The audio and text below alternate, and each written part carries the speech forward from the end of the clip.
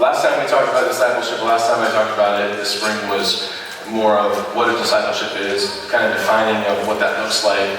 But this is now your part to play, your action to step up and be a disciple. So we're going to start with reading James 1 verse 2. Jake, were you able to get that up there, Lee? No. We got a new computer, so I apologize the verses aren't on the board this morning, but just follow with me. Consider it all joy, my brethren, when you encounter various trials, knowing that the testing of your faith produces endurance. I'm going to stop there because I think it's good to know that, number one, being a disciple is easy if it's not tested, right? Okay? I can act the part, I can dress up as a football player, I can come out and jog around the field, but until the game time shows up, until we actually start facing an opponent, right? Somebody that's going to test me, you don't really know if I'm a good football player or not, okay? Alright?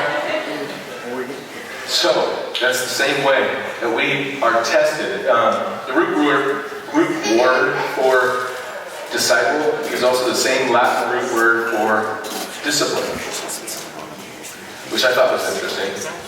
Okay, in our minds we think discipline, okay, there's certain things that discipline means, but it actually just means student.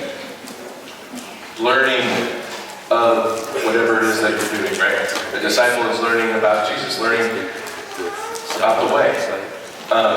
Discipline is, I think, in our meaning of it, is that we discipline ourselves to be like a student or to study, to do things that we need to do to learn.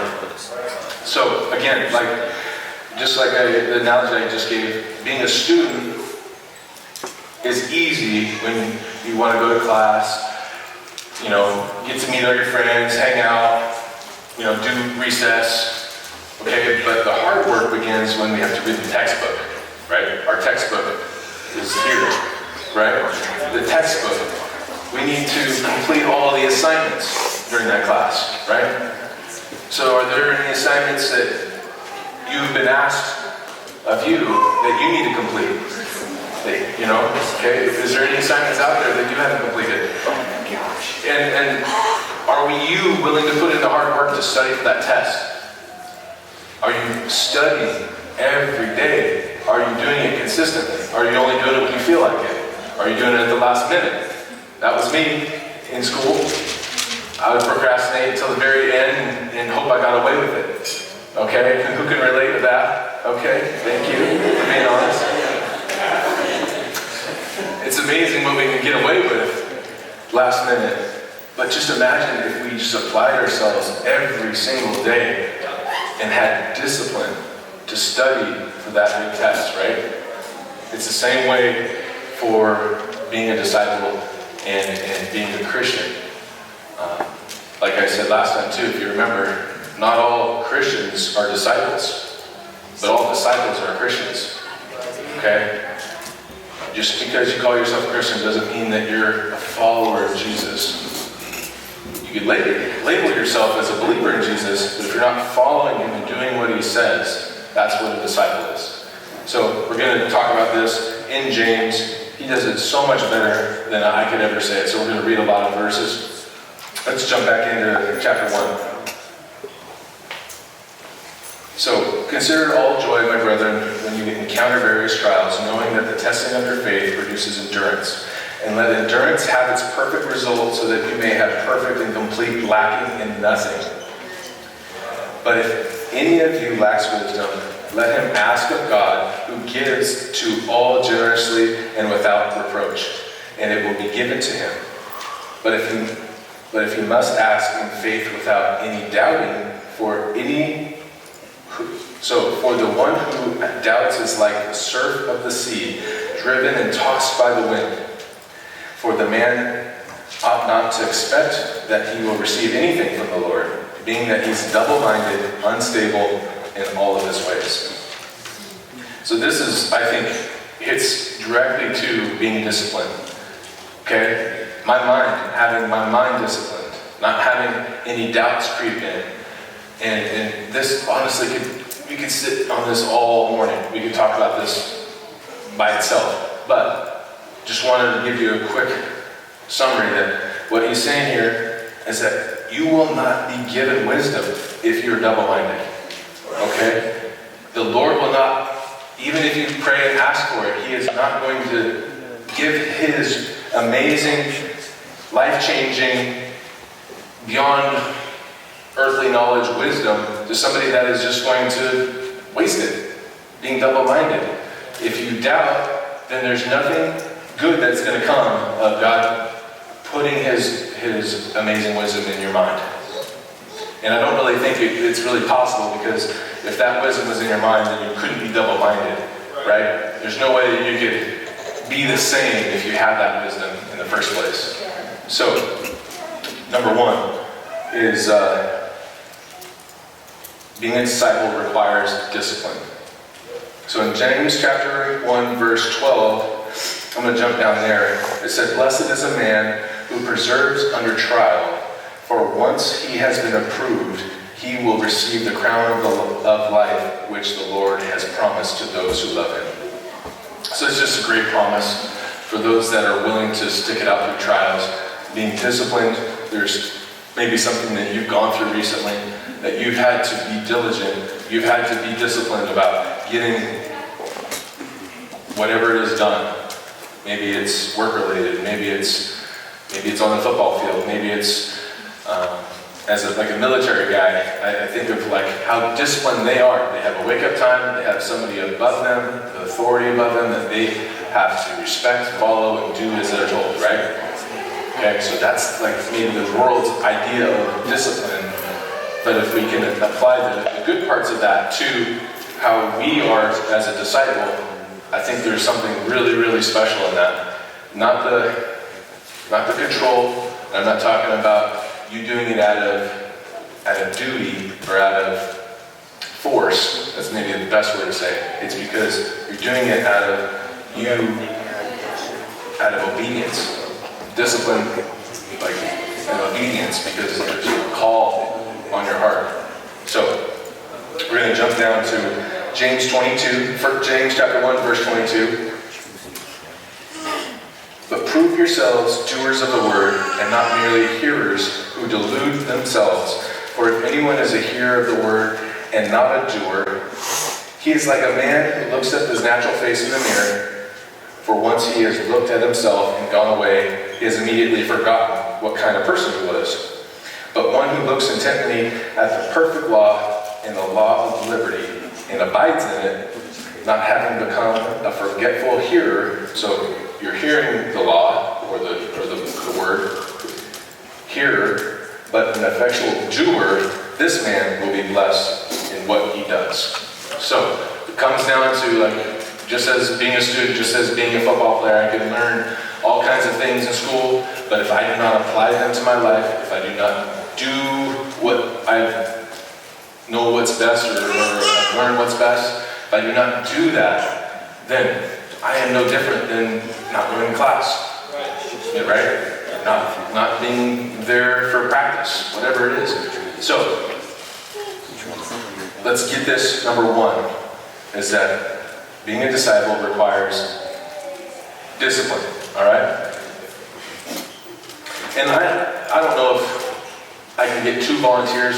I want somebody that can do a good push-up. Raise your hand if you can do a good push-up. Lance Van Hoos. Okay, got one here. You're holding court, you can't do a push-up. I need you to come up. Tyler, come on up. 2 volunteers, let's go.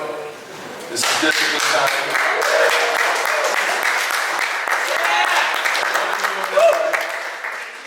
On this side of the stage, Tyler, you can be on that corner right there. We want to see good form. Okay? Maybe lay this way parallel so everyone can see your good form. Okay? Alright. Alright. Drop and give me 20. Let's go. Let's see 20.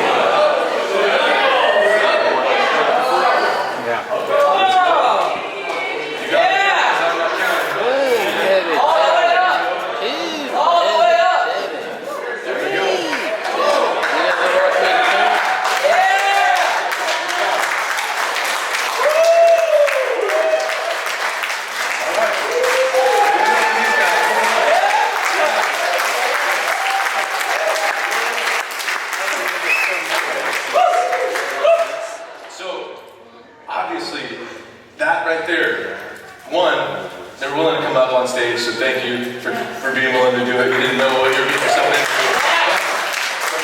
Push-ups, give me 20 push-ups. I asked for 20, and they did 20. Okay? The Word of God says to do 20. What do? 20. You don't do 5, because if you did 5, what would happen? Especially, Jason, what would happen if you just did 5? Okay, be back. Okay. All right, you guys can go back down to your seats.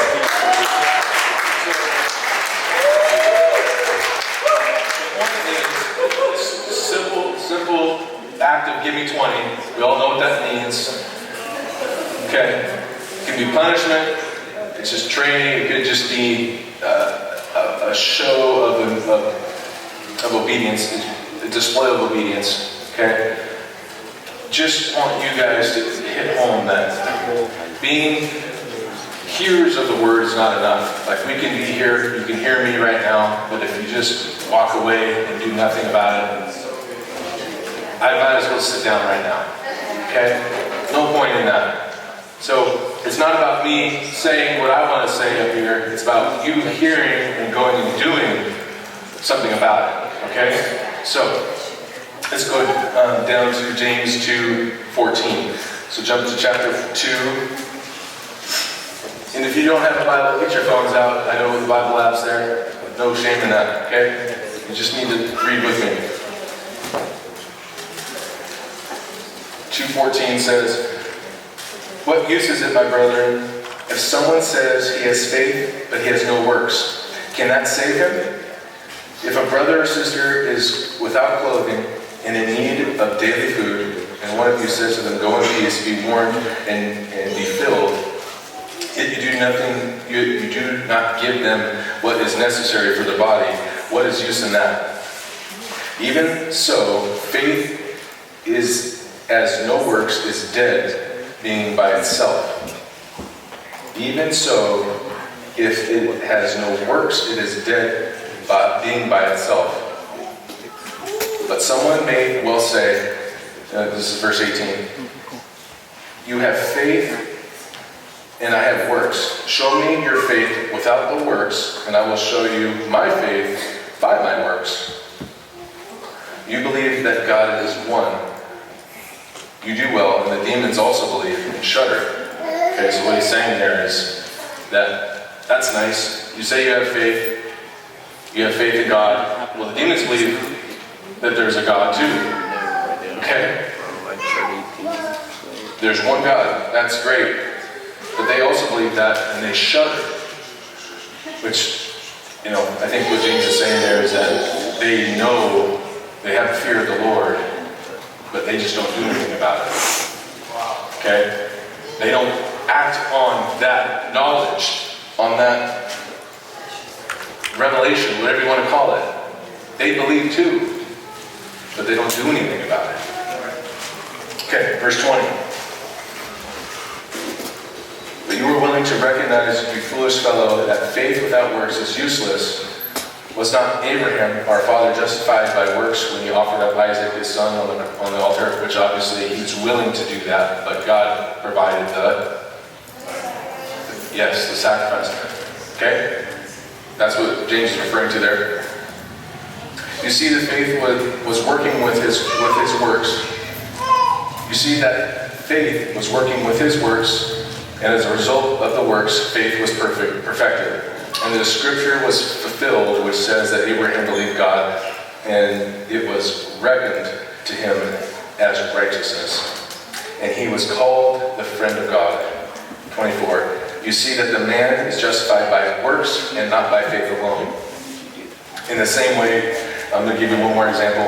James gives us one more example.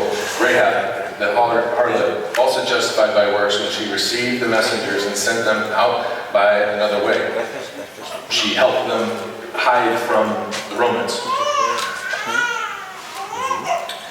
"For just as the body without the spirit is dead, so also faith without works is dead."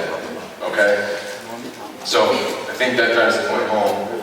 Faith without works is dead. And that's in my definition of it, without action, without works, there's no discipline. So we need discipline, and that causes action from us because we know better and we believe that you are a part of His plan. You are a part of doing God's work here on earth. All right? I'm going to jump to the fourth. So it's trials in James 1, being a doer, taking action in James 2. James 3 really talks about the tongue, the power of the tongue. So let's get to James 3, verse 2. We'll start reading there. For we all stumble in many ways.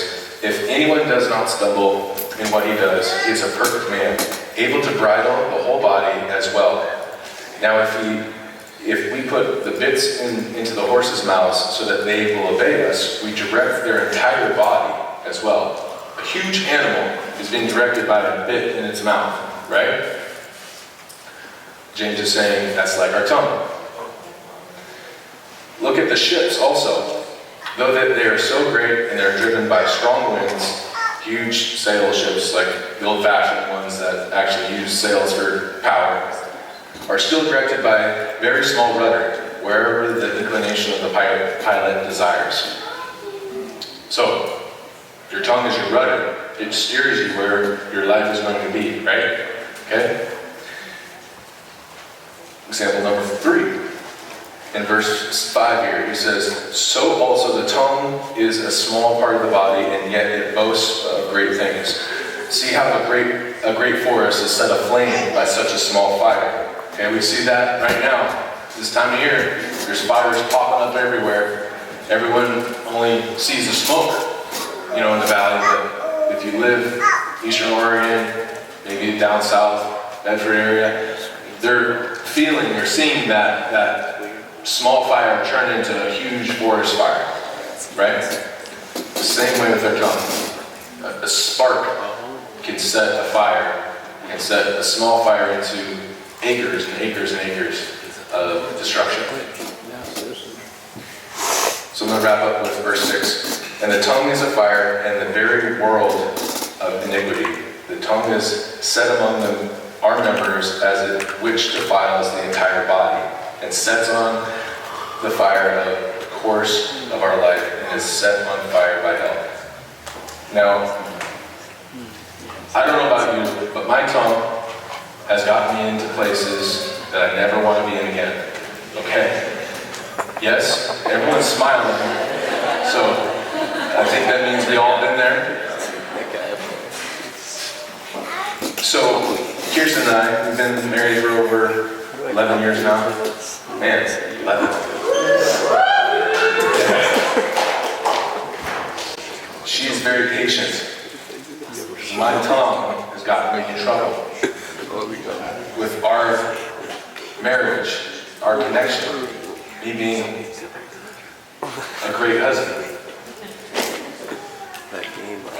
I just want to use this illustration, and I'm sure that all the guys, if you're married, you can at some point feel this way, that your wife is waiting for you to pursue her every single day. That doesn't just mean with your actions, which we talked about already. The actions have to be there, but also the words have to be there. What I'm trying to get at is that this doesn't just say you can be loving to your wife by serving her, helping her, doing things for her, but you also have to speak the words that I love you, you're beautiful.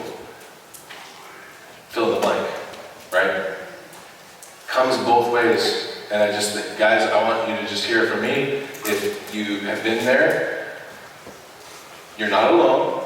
And we can use that as an ongoing practice in our life to be disciplined, to pursue our wives, both physically and verbally, being able to pursue your wife, being able to keep a, I don't want to say like, because your wife isn't supposed to be your God, but you're supposed to be like Jesus when you lay your life down for her, right? So you are then acting like God as a conduit for her to be loved and shown all of the things.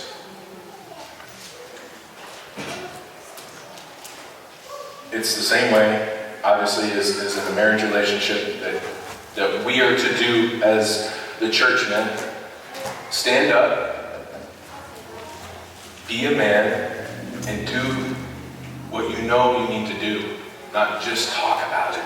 You have to do it. You have to talk about it, yes, with your wife. You have to communicate. You have to tell her, but you also have to be there when you say you're going to be. You have to do the things that you say you're going to do.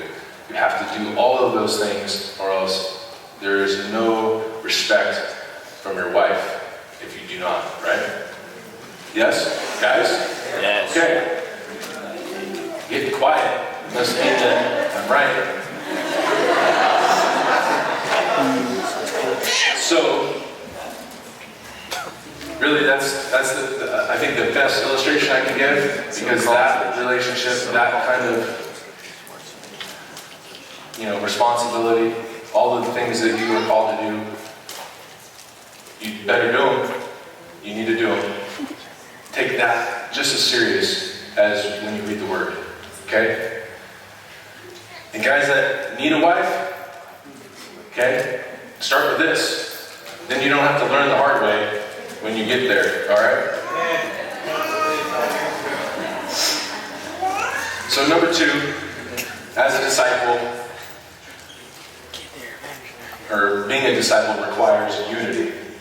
Let's turn to James 3, chapter 3, verse 17. So this section right here talks about wisdom, and I think it's important. Let's just read it and I'll talk about it. But the wisdom from above is the pure, then peaceable, gentle, reasonable, full of mercy and good gifts, unwavering, without hypocrisy. And the seed, whose fruit is righteousness, is sown in peace by those who make peace. Talking about, if you read that whole chapter, it's talking about the wisdom, earthly wisdom of knowing how to make money, knowing how to get ahead in life, knowing how to take care of thyself. It's mostly out of selfish ambition, jealousy, envy. It's from the world, is what James is saying. The only wisdom from up above is pure, peaceful, gentle, reasonable, full of mercy, full of good gifts. So giving away, not just keeping for yourself, unwavering, and without hypocrisy. And the seed whose fruit is righteousness is sown in peace by those who make peace. So, peace is what I hear a lot of it right there. Peace is a word for unity, right? So, being a disciple requires unity. James says it right there. And then, James 2, if I jump back, go with me to James chapter 2, verse 1. My brethren, do not hold your faith in our glorious Lord Jesus Christ with an attitude of personal favoritism. For if a man comes into the assembly, so comes through these doors right here, with a gold ring and dressed in fine clothes, looking like Paul or Drew. I'm competing on your shirt again, if you didn't notice. Trying to. And there also comes a poor man in dirty clothes. So the dirty clothes guy comes in and you pay special attention to the one wearing the nice clothes. You sit here in a good place and you say to the poor man, you stand over here or sit down at my feet. Have you not made distinctions among yourselves to become judges with evil motives? Listen, my beloved brethren. So he's talking to the church here. It's not out there talking to other believers. He's just talking about us in this room. Did not God choose the poor of this world to be rich in faith and heirs of the kingdom. So they're equal, is what he's saying here, that they're equal. They're also heirs of the faith. He promised to those who love him, but you have dishonored the poor man. It's not the rich who oppress you and personally drag you on in court, and blah, blah, blah, blah, blah. They talk about how there's deception there and more judgment issues. So, favoritism. That's really what it comes down to. Cliques. People that you don't know. There's so many things that can divide us, right? Who's got a good one that you've maybe faced? Shout it out. Oh, what? Mask. Okay, there we go. So wear a mask and not to wear a mask. Paul actually preached on that one Sunday, if you remember. Rumors. Assumptions. Judgments made based on what you heard, not what you know or what you've seen. Gossip.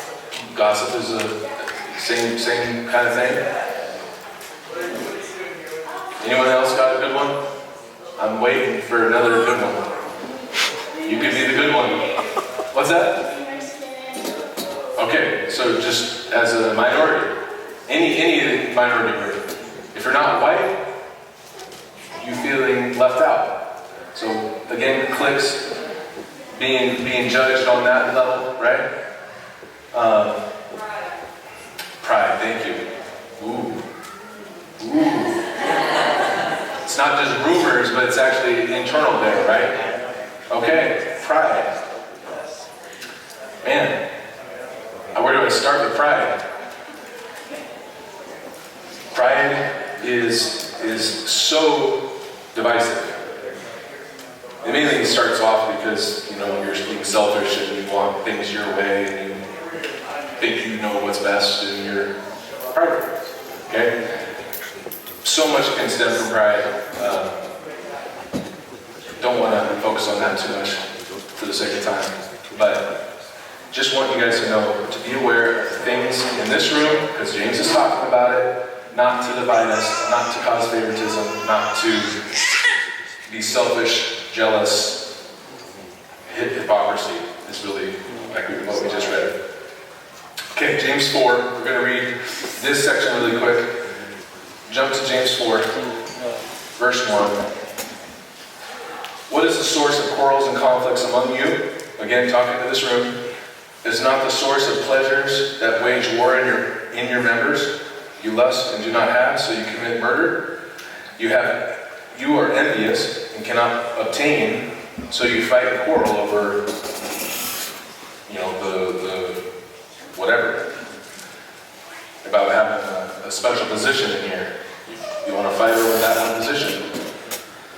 Maybe it's you fight out in the world over you deserve more money or whatever it may be. Just quarreling among you. You do not have because you do not ask. And he's talking about prayer here. You ask and do not receive because you ask with wrong motives, so that you may spend it on your own pleasures. Your adulterousness, he's talking about how you are being adulterous against God or against the church.